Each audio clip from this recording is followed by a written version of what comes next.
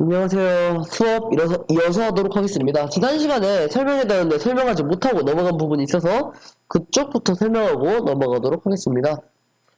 사회문화 현상의 특성으로서 선생님이 가치 함축적이라고 했죠. 우리 교과서를 보면은 여기에 국어 설명으로 당위 규범이란 말이 있어요. 당위성. 사회현상은요, 추가 설명입니다. 가치 함축적이기 때문에 당위 법칙을 따릅니다.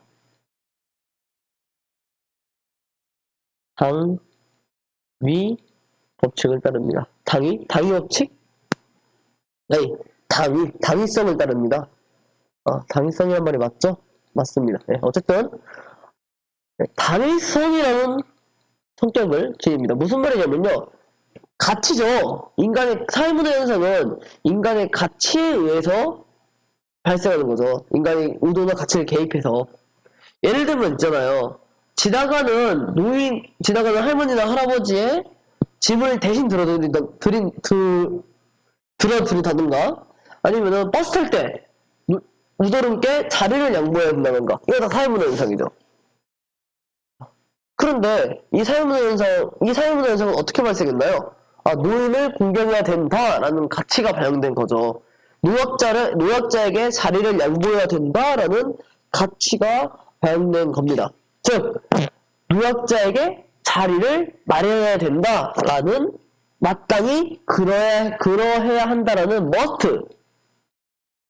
must, 의무가 반영된 거죠. 이런 걸 우리는 당위성이라고 말합니다. 자연적에는 당위성이 있을까요, 없을까요? 없어요. 이거 절대 실수하면 안 돼요. 이거 너무 쉬운 제가 뭐라고 해야 돼요? 너무 쉬운 특징이라고 할 수 있어요. 자연현상 같은 경우는 의도와 가치가 없죠. 그냥 발생하는 겁니다. 자연현상은요, 그냥 비가 내리면 내리는 거고요. 비가 내리면 내리는 거고, 화산이 폭발하면 폭발하는 거고요. 겨울에 눈이 내리면 눈이 내리는 걸로 그건 끝이에요. 눈이 내려야만 해서 내리는 게 아니라요, 그냥 자연 원리로 의해서 그냥 내리는 겁니다. 근데 반대로 여러분이 나중에 돈을 벌면은 부모님께 용돈을 드려야 되는 거는요, 용돈을 드려야 돈을 벌면은 여러분이 막 자석처럼 하면서 끌려가가지고 부모님께 50만원 딱 드리는 게 아니에요. 용돈을 받으면은 비록 이 돈으로 새로운 게임이나 새로운 옷을 사고 싶지만 마땅히 부모님께 용돈을 드리는 게 맞기 때문에 부모님께 50만원을 드리는 거예요. 선생님이 월 200, 한 10에서 220 정도를 실수령을 하는데, 여기서 부모님께 용돈을 50만원 정도 드리거든요? 부모님께 용돈을 50만원 정도 드린단 말이야? 선생님이 만약에 부모님께 용돈을 50만원 안 드렸잖아요? 한 1,500만원 모았어요. 1,500에서 1,800만원 따로 더 모았습니다, 지금보다. 그런데 내가 이봉시험 공부하면서 부모님께 지원을 받았기 때문에 나는 마땅히 드려야 돼 라는 당위성에 따른 거죠. 그래서 오로지 자연현상과 사회문화 현상 중에서 사회문화 현상만이 가치가 내포되어 있기 때문에 당위성을 따르게 된다. 이거 반드시 기억하시기 바랍니다. 자, 그럼 이제 다음 내용으로 넘어가도록 할게요.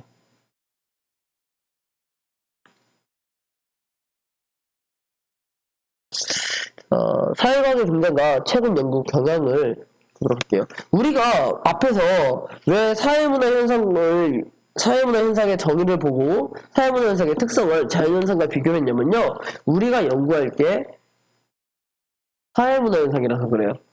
우리는 자연현상과 다른, 이제 과중반이나 과기반 친구들은 보통 사회문화 현상보다는 자연현상을 연구하겠죠.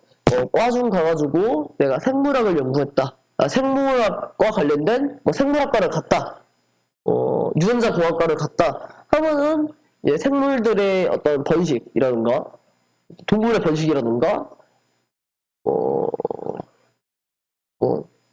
곤충의 이동 경로, 철새의 이동 경로, 이런 거를 연구하겠지만 우리는 뭘 연구하냐면은 바로 사회문화 현상을 연구해요. 가장 대표적인 친구들이 심리학과의 친구들은 가서 사람들과 상담하고, 마음이 아픈 사람들 혹은 심리 상담이 필요한 친구들과 상담을 하면서 인간을 연구하죠.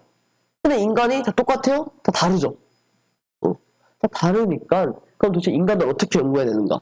이 사회를 어떻게 연구해야 되는가를 알기 위해서는 그럼 사회가 무엇인가, 사회문화란 무엇인가를 알아야 하기 때문에 사회현상과 자연현상을 비교하면서 알아봤다고 보시면 돼요. 그래서 14페이지 보도록 하겠습니다. 14페이지 사회과학의 등장과 최근 연구 경향이 되겠습니다. 앞에서 봤듯이 사회문화 현상은요, 일단 가치가 내재되어 있고요, 또 사람에 따라 달라요. 사람에 따라 다르니까 조선시대 인간의 행위와 가치가 내재되어 있기 때문에 그 사람이 처한 환경에 따라서 행동이 달라져요. 즉 시간과 공간에 따라 달라져요. 그래서 보편적인 부분도 있지만 특수성도 있어요. 그리고 모든 사람이 다 다르게 행동할 수도 있기 때문에 확률성과 개연성의 지배를 받습니다. 그렇기 때문에 굉장히 복잡해요. 사회문화 현상은요, 언제 어디서 어떻게 될지 100% 확신할 수 없기 때문에 복잡합니다. 그래서 특히 과거에 비해서 사회가 분화되고요, 사회가 분화되고 복잡해지니까요, 사회문화 현상을 여러 방향으로 세분화시켜서 이해합니다. 대표적으로 뭐 경제학, 사회학, 법학, 정치학, 문화인류학, 심리학 등등등, 경영학, 뭐 신문 방송학, 뭐 무역학, 이런 다양한 영역들을 통해서 이 세상을 이해하고자 시도하기 시작합니다. 그래서 이렇게 세분화되고요. 세분화되고 또 이제 각 학문 분야 내에서도 구체적으로 분화됩니다. 그러니까 사실은요, 불과 한 500년, 600년 전만 해도 이 세상은요, 종교 하나로 다 설명이 됐어요. 500년, 600년은 좀 오버할 수 있으니까 그냥 통 크게 한 1000년 하죠. 1000년 전까지만 해도요, 세상은요, 종교 하나면 설명 다 했어요. 어떻게? 야, 모든 닌겐들아, 빵상, 닌겐들아, 니들은 모두 다 죄인이다. 이 말 한마디면 다 끝이었어요. 인간들은 태어나서 원죄를 짓고 태어났고, 그 죄를 속죄하기 위해 살아가야 된다. 이 속죄를 위한 행동 말고는 모든 행동은 다 의미가 없다. 라는 어떤 목사라든가 신부의 말 한마디면은 모든 행위가 설명이 됐어요. 굉장히 간단하죠. 하지만 12혁명이 일어나고 새로운 민주정치가 나오고요. 새로운 사업들이 발생하면서 정말 인간이 단순히 죄인일 뿐일까? 인간은 뭘 할 수 있지? 하는 이런 의문들이 생겨나고 기술이 발전하면서 세상이 복잡해지고요. 단순히 또 과학도 발전하면서 세상이 이제 분화되고 복잡해집니다. 더 이상 종교 하나만으로는 세상을 설명할 수 없다는 거죠. 그렇기 때문에 이렇게 분화가 됐고요. 그래서 각 학문 분야 내에서도 구체적으로 더 잘게 분화가 되기 시작합니다. 예를 들면 경제학 같은 경우는 미시경제학, 거시경제학, 정치경제학. 정치학 같은 경우는 정치철학, 민주주의론, 비교정치학, 국제정치학, 정치 권력론 이런 거. 사회학 같은 경우는 우리가 이제 배우게 되는 얘는 도시사회학, 여성사회학, 노동사회학 등등으로 시민사회학 이런 것들로 구분이 된다. 여기 막 분과가 된다라고 보시면 되겠습니다. 그래서 이런 사회과학은 분화만 되느냐, 이렇게 분과된 게 어떻게 되냐면은 또 다시 합쳐요. 그럼 우리는 간학문적 탐구라고 말합니다. 간학문적 탐구. 사회문화 현상을 총체적으로, 그러니까 전 방향으로 사회문화 현상을 전 방향에서 이해하기 위해서 개별 학문의 연구 성과를 종합 파악하는 겁니다. 그래서 이를 통해서 사회 문제에 대해서 정확하게 분석할 수 있는 거죠. 봅시다. 예를 들어볼까요?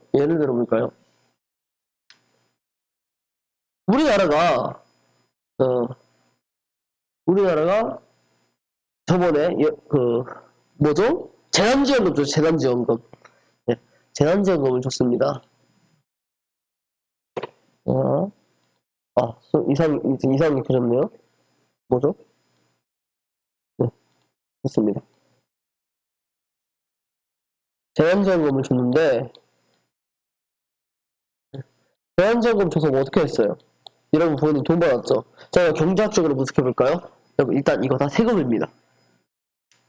어떻게 보면은 세금을 더 걷게 될지도 몰라요. 그렇게 따지면은 내 돈 가져가는 거네요. 제한지금 돈 준다 했더니만 내 돈 가져가는 거네요. 라고 해서 그냥 간단하게만 어떻게 편파적으로만 분석할 수 있죠. 하지만 여기서 이번에는 정치학이나 철학의 영역으로 들어갔다 칩시다. 경제학으로 봤을 때 단순히 세금 문제로만 볼 수 있는 이 재난지원금 문제가 정치학으로 보면은 이제 국가의 역할이 들어오게 됐죠. 정치학적으로 봤을 때 국가의 역할은 국민의 삶을 안정적으로 유지시켜주는 거예요.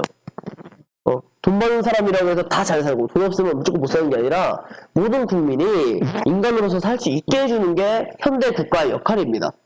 그렇기 때문에 세금을 좀 걷어서라도 지금 생활이 어려워진 국민들을 도울 필요가 있어요.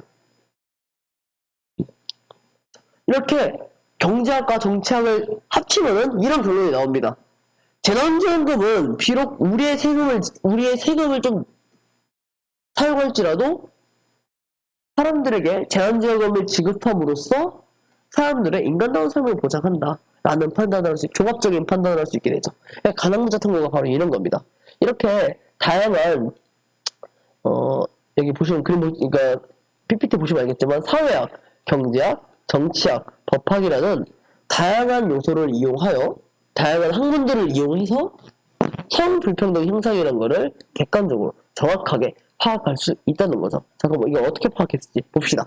자, 사회학 성불평등이 일어나는 이유를 가부장적 사회 구조와 가족제도 연구합니다.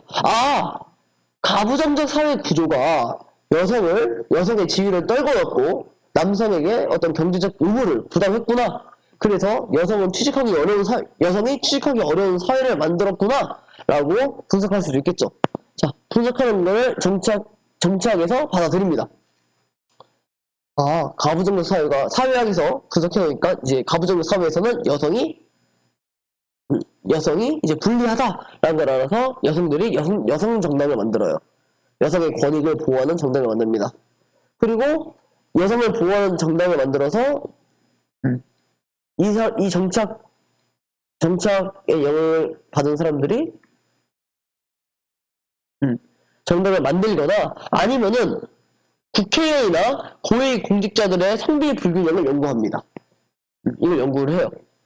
그리고 법학은 여성의 사회적 진출을 막는 법을 폐지해야 된다고 주장할 수 있는 연구를 해요.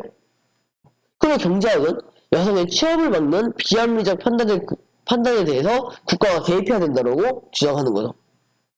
우리가 경제학 같은 경우는 이제 합리적 판단이 중요하다고 가르치거든요. 그 근거를 이용하는 거죠. 자, 경제는